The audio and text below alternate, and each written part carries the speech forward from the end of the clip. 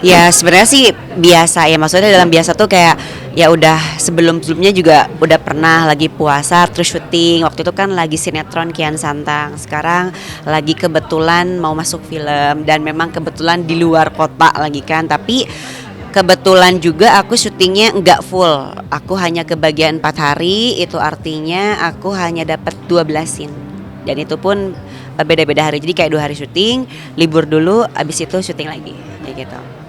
Kendala nggak sih kak? Ini kan kalau kita puasa pas kita syuting di mana kalau puasa biasanya panas buang Mm-mm. ya kan. Udah pasti ya, kita lihat aja nanti. Tapi yang penting kita niatnya udah kerja. Terus kalau misalkan puasa ya insya Allah aku juga harus kuat karena memang wajib. Dan kalau lihat scene aku pun memang tidak begitu berat. Jadi harusnya sih aku kuat sih. Gitu. Jadi harus tetap jalan lah antara pekerjaan dan kewajiban gitu loh. Maknai puasa kali ini seperti apa sih kak? Memaknai puasa tahun ini sih cukup berat sih ya menurut aku, apalagi di 2024 ini banyak ujian lah yang aku rasain, tapi karena mungkin ada anak aku di sampingku itu adalah suatu alasan juga supaya aku tetap kuat walaupun di bulan Ramadan. Bukan berarti aku tidak bisa bareng-bareng dengan papahnya anakku, tapi itu juga jadi suatu apa namanya, jadi bocor nggak, oke, jadi suatu kesempatan yang baik juga. Toh kita juga kan berpisah bukan karena kita komunikasinya gimana atau ada berita gimana, enggak. Kita memang berpisah baik-baik, tapi bukan berarti puasa ini juga kita jadi jauh, enggak. Pokoknya puasanya sama aja, cuman mungkin yang membuat aku jadi beda ya harus berdua sama anak sih. Jadi enggak bareng-bareng lagi gitu doang sih di puasa tahun ini gitu. Bisa dikatakan dalam Ramadan ini puasa tanpa suami. Betul. Jadi sendiri lah gitu sama anak sih gitu. Masih ada memori tempat sendiri maksudnya ini kan jadi berbeda apa sih Mm-mm. puasa dan memori dengan keluarga. Udah pasti yang mungkin biasanya harus bukber bareng, sahur bareng, mungkin sekarang aku nggak ngerasain itu, cukup hanya sama anak. Dan mungkin hari-hari pun juga tetap sama anak berdua tanpa ada suami sekarang. Tapi kan bukan berarti aku juga tidak bisa buka bersama sama mantan suami. Toh kan kita masih punya anak yang memang harus dibesarkan secara bersama-sama. Jadi ada kemungkinan aku sama mantan suami pun akan tetap komunikasi kalau misalkan memang waktunya pas untuk bisa bertemu, buka puasa bareng, atau mungkin bisa silaturahmi ke tempat opungnya anakku, itu bisa aja sih. Jadi nggak ada masalah sih ya. Mungkin beberapa hari pertama atau mungkin mau lebaran ya berasa lah sendiri, dan mungkin mudik juga sih biar agak lupa lah gitu. Ini kak dari sorry pas libur ini tiba-tiba kayak banyak proyek atau kabar yang mungkin kita belum tahu nih. Sebenarnya aku memang sudah ada masalah lah ya dari setahun 2 tahun terakhir, tapi kita berdua masih coba untuk perbaiki. Dan ternyata memang keputusan itu sudah kita sepakati bersama, yang akhirnya kita harus berpisah baik-baik tanpa menjelekan satu sama lain lah, karena kita juga maunya jaga kita punya anak yang nanti anak kita juga akan besar. Khawatirnya anak kita juga bisa cek kenapa, alasannya apa. Jadi aku dan Rangga memang memutuskan udahlah kita tidak usah menjelekkan satu sama lain, dan kenapapun kita nggak usah kasih tahu. Setiap orang pun punya masalah sendiri yang memang tidak perlu kita umbar sebenarnya. Jadi aku memang sangat menjaga, begitupun Rangga, kita saling support dalam arti kayak ya udah silahkan dengan kehidupannya, begitupun gua silahkan dengan kehidupannya, tapi mungkin nitip kita punya anak yang harus kita jaga. Bagaimana caranya kita harus selesai baik-baik dan tidak ada benci satu sama lain lah, gitulah intinya gitu.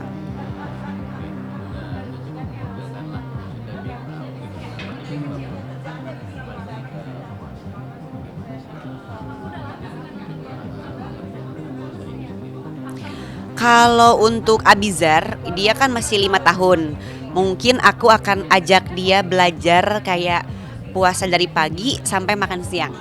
Aku mau coba sih setengah hari. Kan 5 tahun tuh udah bisa diajak ngobrol tuh kayak, adek nanti ikut puasa sama mama. Kalau misalkan anak nanya mama kok nggak makan, pokoknya aku akan usahakan dia supaya bisa ikut puasa dari pagi sampai makan siang aja. Itu sih salah satu tantangan buat aku ya, karena Abizar udah cukup besar, jadi aku mau ajarin dia dari mulai ya usia dini lah. Pengen tahu gimana responnya. Aku sih berharap dia juga kuat sih ya. Kalau karakter sih dia sih mauan anaknya. Jadi aku akan cobalah mudah-mudahan puasa ini sebelum aku berangkat syuting mungkin ya. Kan tanggal 12 ya puasa. Jadi aku akan ajak dia puasa untuk buka bersama bareng walaupun di jam 12, tapi nanti aku akan ajak makan bareng juga pas maghrib gitu loh. Gitu. Mm-mm. Bizar, iya.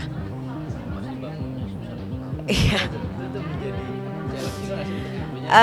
Betul sih, tapi sebelumnya waktu itu Abizar tuh pernah kalau pas aku sahur ya, pas aku sahur dia ikut bangun. Nah jadi ada kemungkinan tuh kayak, nah kayaknya nih bisa nih aku ajarin karena kalau misalkan pas aku sahur dari bulan Ramadan yang lalu dia ikut bangun. Jadi temenin orang tuanya gitu. Nah sekarang mungkin pas banget dia udah besar. Aku mau coba ajak bicara sama Abizar, kita ikut puasa sama mama ya. Jadi kita tes aja, misalkan dia kuatnya sampai jam 10 nggak apa-apa. Tapi aku nanti akan semangatin dia supaya, bentar lagi deh gitu-gitu doang paling sih. Kita lihat aja lah, bisa atau tidak gitu. Enggak sih, enggak. Kalau anak aku tuh tipe kayak gini, adek puasa ya, nanti mama beliin mainan. Kayak reward atau misalkan adek kamu puasa ya nanti mama beliin es krim. Pokoknya apapun yang kesukaannya dia, contoh kayak es krim, terus kayak mainan Megalodon atau mungkin apa sih mobil kecil tuh apa namanya? Hot Wheels, pintar. Hot Wheels, itu tuh dia semangat. Jadi kalau misalkan aku pancing demi kebaikan mah nggak apa-apa. Yang penting dia semangat, dia bener bisa tamat puasanya sekali aja gitu minimal gitu ya. Aku mau sih coba gitu. Susah.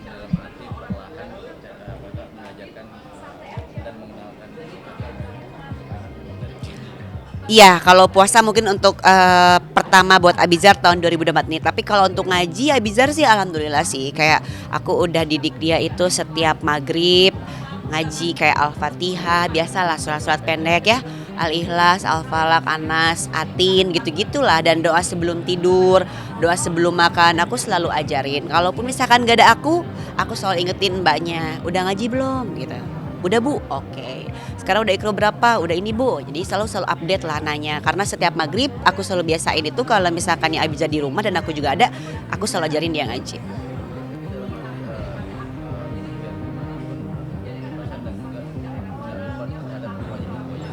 Betul, karena kan anak laki juga ya, dia mau bagaimanapun nanti kan pas dia dewasa dia harus bisa ya sholat lah atau mungkin ngaji juga itu kan kunci utama buat nanti dia besar tuh kita harus punya bekal lah intinya kayak gitu. Kalau misalkannya justru sekarang itu kan perhatian orang tua memang dibutuhkan ya kan.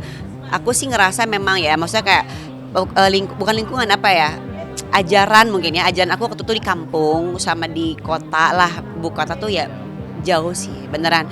Mungkin kalau dulu di kampung aku bisa kayak ngaji ke masjid bareng-bareng sama teman-teman. Nah di sini tuh karena mungkin tempat tinggalnya pun komplek dan mungkin kondisi rumahnya juga agak jauh ke masjid. Tapi kalau misalkan ada suara azan itu mah masih kedengeran. Cuman kayak aduh bingung ya harus kemana sih gitu kan. Jadi otomatis gimana caranya aku bisa ajarin dia, bisa aja kan guru ngajinya dipanggil ke rumah. Itu banyak cara sih. Yang penting anak aku nggak lupa sama ilmu dan agama yang emang harus dia punya lah dari sejak kecil gitu.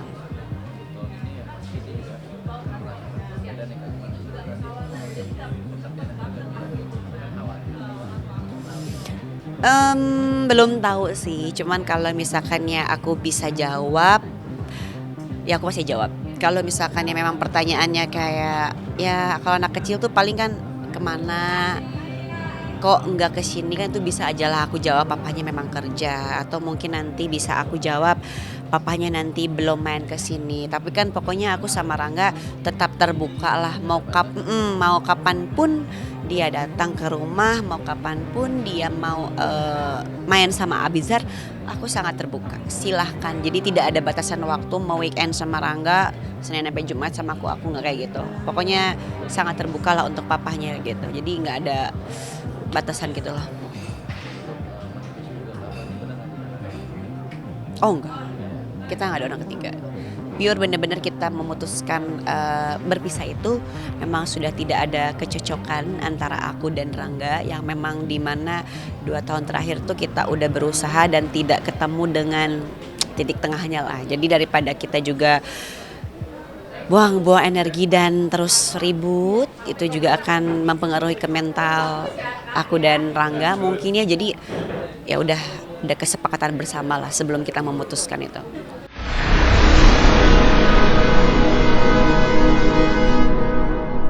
Jadi jangan lupa untuk subscribe Cumi Cumi.